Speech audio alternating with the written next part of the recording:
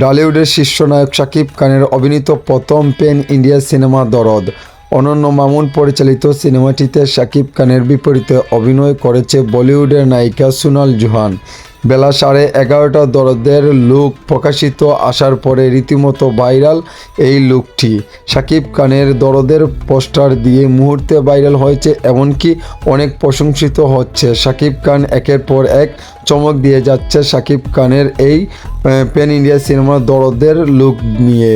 শাকিব খানের এই দরদের লুক প্রকাশিত হওয়ার পরেই কিন্তু অনেকেই অনেকভাবে মন্তব্য করছে তুফানকে ছাড়িয়ে যাবে শাকিব খানের এই দরদ সিনেমাতে শাকিব খানের লুক রয়েছে বৃষ্টি।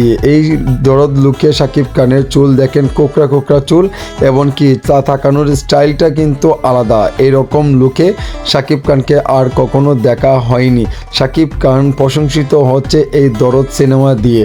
দরদ সিনেমার গল্পটা অনেক ইন্টারেস্টিং একটি গল্প। শাকিব খানের এবার দরদ সিনেমার প্রমোশনও নেমেছি আমরা, এমনকি নির্মাতা অনন্য মামুনও নেমেছে। কিন্তু আমাদের দরদ সিনেমাটি আপনারা সবাই কিন্তু প্রমোশন করবেন, এমনকি দরদ সিনেমাটি দেখার পরে আপনারা বলবেন হ্যাঁ এটাই হচ্ছে শাকিব খানের দ্বারা এটা সম্ভব হয়েছে শুধু। সো বন্ধুরা, ভালো থাকেন, সুস্থ থাকেন, আল্লাহ হাফেজ।